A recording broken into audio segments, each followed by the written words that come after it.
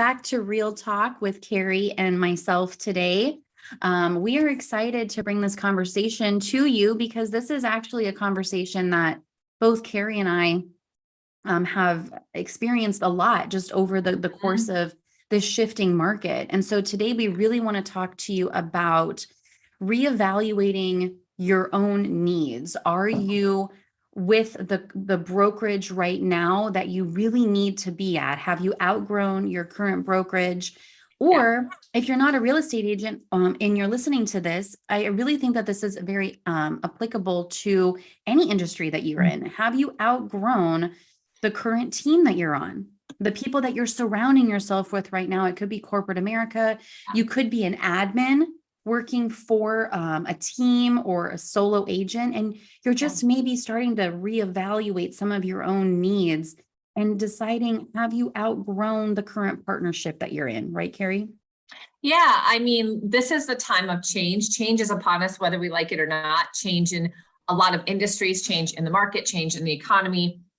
Just when change is upon us, it makes it easier for us to put ourselves into more change, because as human beings, we tend to be very reluctant or resistant to change. But when it's happening, it might, we kind of think, well, if it's happening to us, we might as well just jump in and make a bigger splash and go for the goal. Like somebody said to me the other day, it feels like all of these changes are happening at once.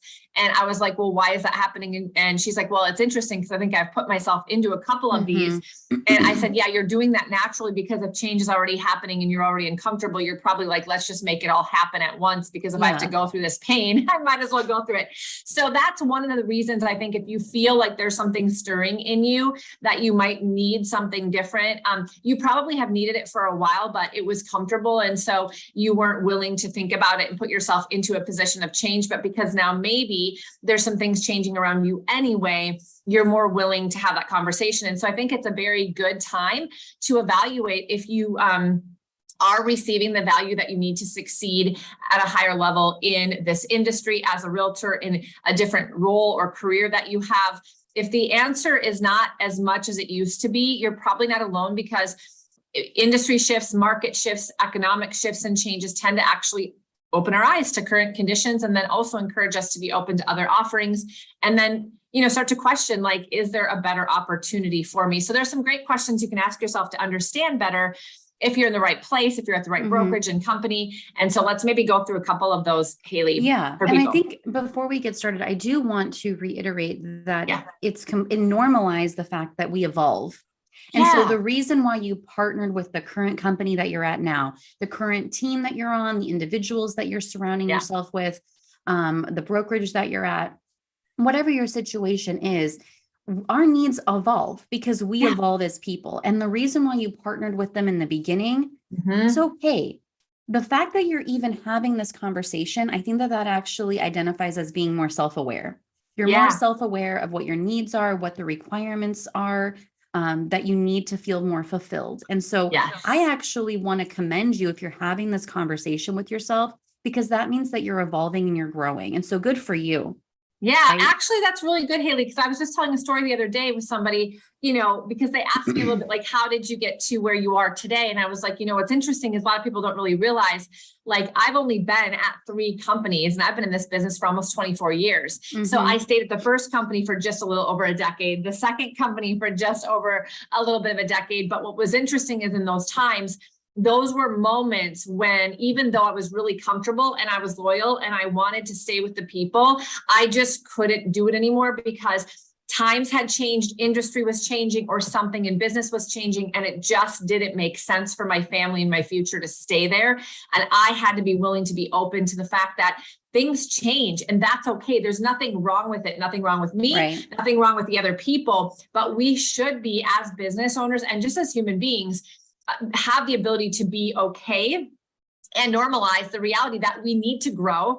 And when we grow, we usually have to change something. We can't just stay in the same position and expect something to change. So I think that's an important topic. Yeah, 100%. So the first thing that we want to talk about or question that you could be asking yourself is your current brokerage or the company that you're currently at now, the team that you're on, are they keeping up with being modernized? Are they keeping up with the times? If you're not receiving the information that you need or the training that you need to stay an expert, especially in real estate, you want to remain the real estate expert.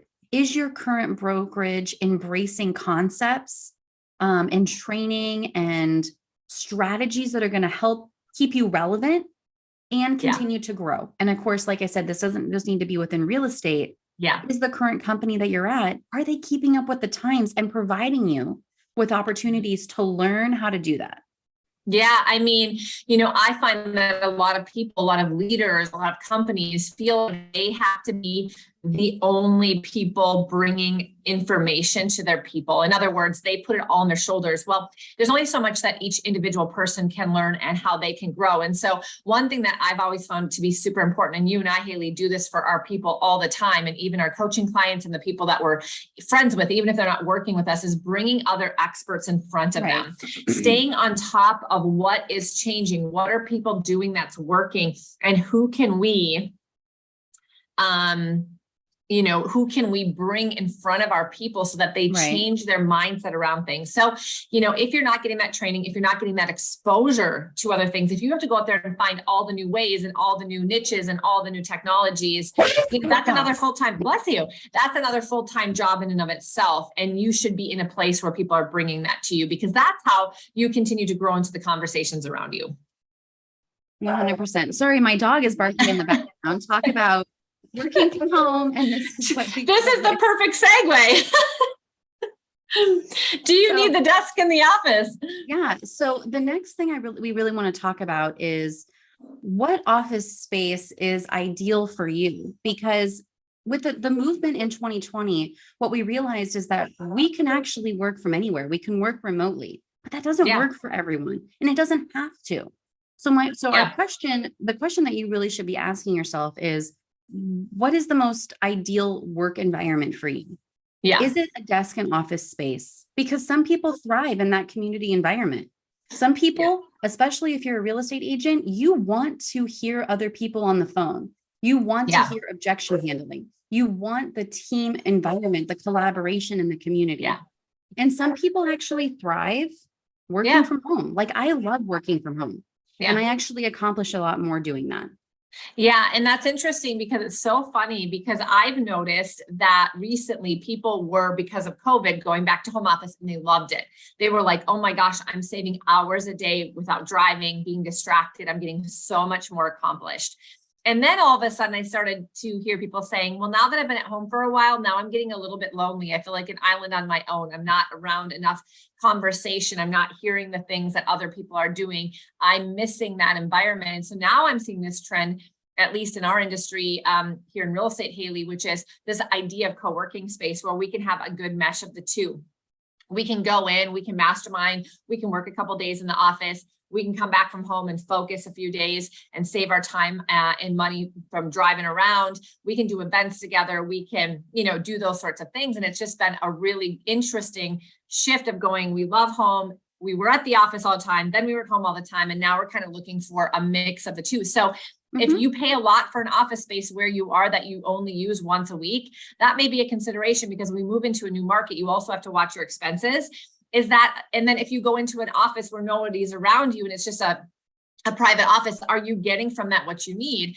Do you have space? Do you not have space? Can you find more of an environment where you could kind of get the value of both? And those are questions that I think are important to ask yourself. And I think some of the more progressive companies are doing exactly what I'm talking about, which is kind of finding a happy medium.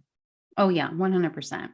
So then the next question we want to bring to your attention is really around your commission, because commission or other fees, I mean, you need to be looking at these things closely, especially right now in the shifting market.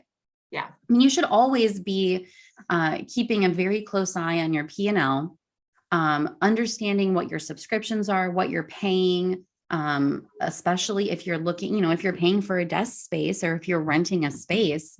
Are you paying for an assistant? Are you paying for what other subscriptions do you have? I mean, you should be really taking a close look at the fees that you're paying. But I know with real estate agents, commissions are always top of mind, right? Because this is your money. So how much are you giving away? How much are you actually earning? Yeah. Anything else that you would add to that, Cari? Yeah, I think it's all about, I heard somebody speak the other day, maybe it was a month ago, and she said, it's not always how much you make, it's how much you keep. And I think that's really, really important, because when we move into a shifting market, we might not make quite as much. We might not. That's okay. Because even if we do the same amount of transactions, if average sell price goes down, there's a lot of caveats from a commission-based industry, whatever industry you might be. But within real estate, a lot of things are changing. Our industry is under attack for most of you that, try to think that it's like, agent versus agent or brokerage versus brokerage. It really is our industry as a whole on attack when it comes to commissions being completely, dropping throughout the country. We've got parts of the country that are still at 3%, but then we've got part of the countries that are barely hitting 2%. And so they're losing a percentage of their commission every single sale. So I say that not to be doom and gloom, but the reality is you need to be looking at what you're earning from commissions, and you need to look at what you're saving and how much of that you're keeping, and then what you're doing with it to make it work for you, and how you can actually wealth build. So although commission is a very important topic, you need to look at what is the value for what I'm paying, what am I keeping, and then what am I doing with it? And do I have any other ways in which to keep more of my money, therefore save in some places, and also wealth build? And so these are just really, really important concepts. I'm very passionate about it. I don't think we should just be focusing on commission. So does your company have other sorts of retirement, healthcare, ways in which you can make your money work for you? Are you surrounding yourself with people who can help you talk about that? Do you have a great tax strategist? All of those sorts of things. And that's another thing, is your company bringing those things in front of you so that you can learn about that, so that you can make the best decisions for yourself. Too many times we're looking at our GCI in real estate, and we're not talking about any of these other things. And all of these other things actually make our bottom line very, very different.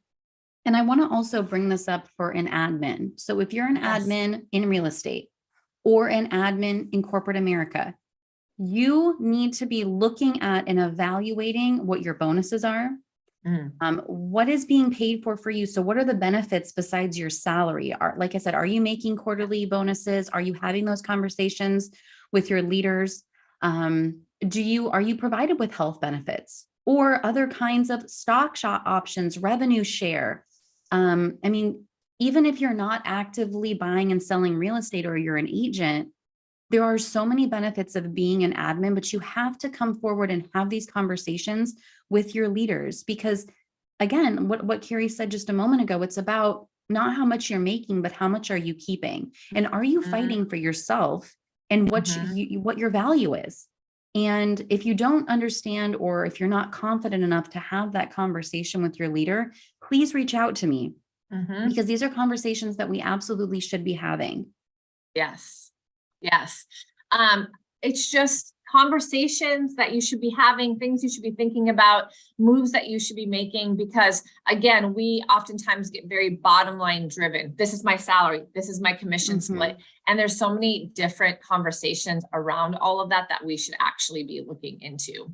All right. So the other thing that we wanted to talk about is a really important one. This is the last one we're going to round this call off with, because I hear people all the time. In fact, I had a conversation with somebody yesterday who said, I'm just so loyal. And then she said, basically, unless I'm completely broke, I'm going to probably stay loyal, which is a very interesting thing, because it created an awareness around her that this isn't necessarily a good thing. Right. Loyalty is, but then you have to ask yourself, well, who am I being loyal to? Somebody else, or myself, my future, and my family? And then that becomes a little bit of a different conversation, because oftentimes we just feel like loyalty is such a great attribute, and it is, so long as it's not detrimenting something else. So the question is, are you remaining where you are at your current brokerage or company because of loyalty, or because it's comfortable? What really is the resistance to change? Because without change, we just can't grow. That's the reality. If we stay in the same place, we're going to get the same results. And if we want the same, that's great. But in times of change, we typically can't be okay with the same. We need to do something different. So if you're comfortable, but no longer challenged, then it's probably time to talk with your leader, your broker, your manager, and figure out if there's a way for you to be more challenged and to grow there. If there's not, then change is your best option. But I think that it's the loyalty part that people get really hung up on. And what they don't realize is sometimes that loyalty is costing them a ton of money, a ton of personal and professional growth. And it's okay to make a change. You can leave on good terms. You can stay friends because this is just a business decision. Well, right. And at the end of the day, I think actually you said this to me, Cari, a long time ago, and it's always stuck with me. It's when someone says that they're loyal, are you really being loyal if you can't even be loyal to yourself? Yeah. So really we need to be thinking about when how you're showing up and being loyal affecting your family, affecting yourself. Are you playing small just because it's comfortable to do so? Then if that's the case, then how are you showing up for everyone else who is depending on you? Your clients, your children, your spouse, your friends, whatever that looks like. When you're staying small because it's comfortable and because you are telling yourself, I'm a loyal person. Are you really though? Because you're not being loyal to your family. You're not being loyal to yourself. Keeping yourself small doesn't serve anyone else. And in fact, you're not even serving yourself. So it's hard. No one's saying that it's comfortable. Change is uncomfortable. Yeah. But if you are going through these questions that we've outlined here, and you're saying, yeah, I'm not feeling fulfilled. I definitely I am evolving and I'm changing, and that's okay. That doesn't mean that you're being disloyal to the person who has been a leader to you. In fact, if they're really a leader to you, they want to push you to grow and to continue to evolve, and they should be having these conversations with you, right? It doesn't have to be awkward. No. Yeah. It's our own mind that makes it awkward. You're right. It doesn't have to be a bad thing. We think change is bad. We think we're not being loyal. We're not being grateful for what we've been given. And none of that's true. In fact, the biggest thing that, compliment you could give somebody is, look at how you've helped me grow. And now I need to move to my next opportunity because of you. And if we said it that way and we really believe that, then the people, if they really were caring about us and our friend, they'd be happy for us, or they'd be figuring out a way to make that happen for you in their world. And if they can't, they have to realize it's just a business decision. That's all. And so we've got to embrace change. We've got to embrace our own evolution. We've got to normalize it. We've got to be okay with it. We've got to stop using loyalty as an excuse. It's really that you don't want to get yourself uncomfortable. You don't want to have the fierce conversations. But Haley is right. If you don't make those changes, you're staying insignificant and small for no reason. And it is not serving your family, your community, your business partners, your future. And so at this point, you have to look at yourself and ask yourself the question, am I using these excuses and detrimenting those things? And am I okay with that? Those are hard questions. All of these things are tough and fierce conversations we have to have with other people and ourselves, but that's actually how we grow, how we evolve, and how we get to the next level in our life and in our business. So we want to encourage you today to do that. This is a time of change anyway. So just get yourself out there and make the change if you've been thinking about it, because whether you like it or not, things are going to change around you. So you might as well make an active choice and change what you want to versus just letting change happen to you and maybe not having it be the right one. So hopefully this encourages you. And if you do need a conversation around it, Haley and I are here for you.